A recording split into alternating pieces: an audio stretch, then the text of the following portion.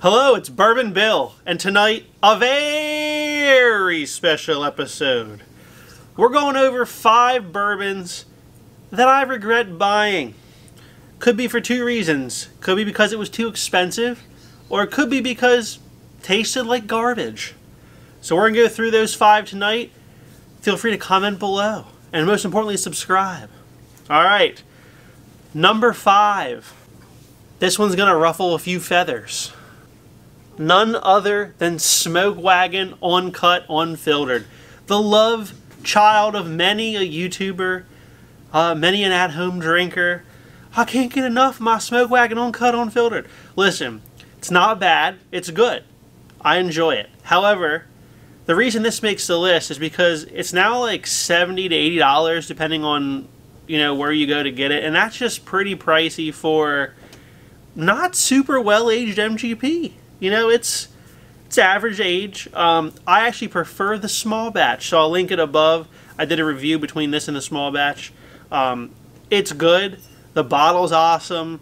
But I'm not going to be buying another, unfortunately. I'm not in love with it like some people are. But if you are, it's not bad. It's just, I don't feel like it's worth the price anymore.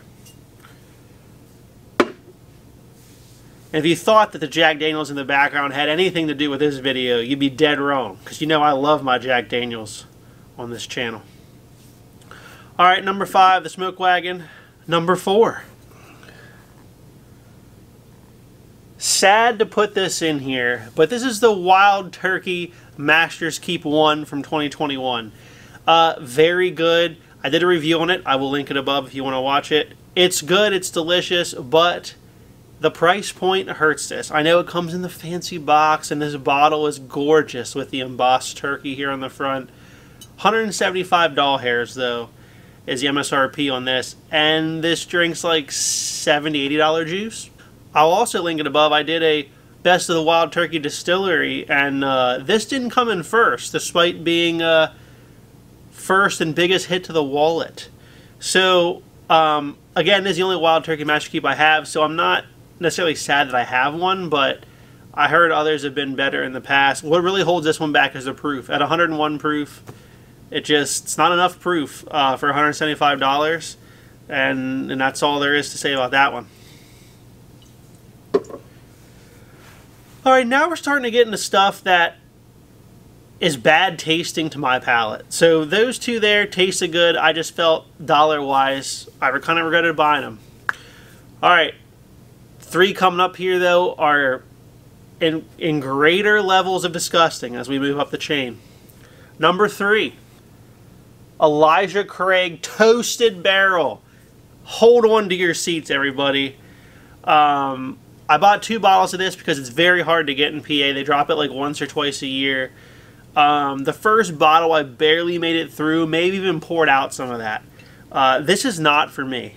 So if you love Elijah Craig Toasted Barrel, kudos to you. This stuff is thin, watery, and manages to have all the worst aspects of a toasted barrel bourbon.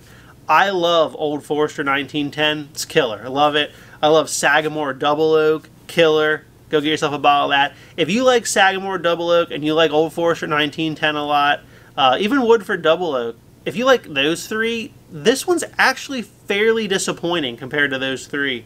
So this one, not worth the $50, not worth how hard it is to find, because the other 3 that I mentioned, pretty much available all year round in most stores. This sucker here is not, and you're not missing anything if you don't have this. Alright, we're getting into the really bad stuff here.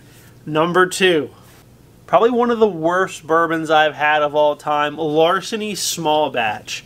This bottle's like 2 years old now, and I have tried and tried to like this, and it's terrible. Tastes like a barn horse stall. It's the worst kind of weeded bourbon you could imagine. I bought this when I was new to my bourbon journey. Didn't like it then. Don't like it now either. I've gone back to it after it's had some air. Just still horrible. How bad this was to me kept me from trying the delicious Larceny Barrel Proof. So, their Barrel Proof offering, fantastic. I will be buying more of those. This Larceny 92 proof small batch, I'll never buy this again. So it's pretty bad. If you like it, great. Just not for me. And I would recommend, if you have not had this, you skip it. You skip this one. And that brings us to our all-time biggest regrettable purchase. There it is. The Willet Pot Still. A controversial bourbon, but arguably probably the worst, one of the worst bourbons on sale today that people think is good. People are like, Willet! I gotta get myself a pot still. Look at that cool bottle. Garbage juice. This stuff was horrendous from start to finish. I will link it above. I did Is Willet Pot Still the worst bourbon? The end of this one went down the drain. And then, you know, what people say is, well, you know, at least you're getting a cool bottle. Okay, you know, the bottle is a fun shape. However, this bottle takes up so much room on your shelf. It's not a cool bottle. It looks alright, but it sucks up so much room on your shelf, you're not even getting a cool bottle. Think about it that way. If you want to collect good bourbon, you want to drink good bourbon, you can't even keep this as a bottle because now it's sucking up valuable real estate for much better bourbons.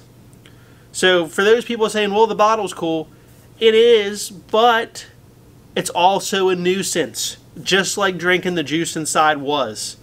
Now, this is an older one. I've heard that the newer stuff maybe not as bad, but I will certainly not be hunting and gambling 50 to 60 doll hairs to find out. This stuff drank like sub $12 bourbon. What was in here? Pretty bad stuff overall. That's all there is to say about it. My biggest regrettable purchase. So there you have it. I've done pretty good on all the bottles I bought. That's really the only ones that probably wouldn't do it again. And out of that, 2 of them were good. They just were too high in price, for my opinion. That's all. So if you like what you saw tonight, please like, comment, and most importantly, subscribe. Have a good evening, everybody.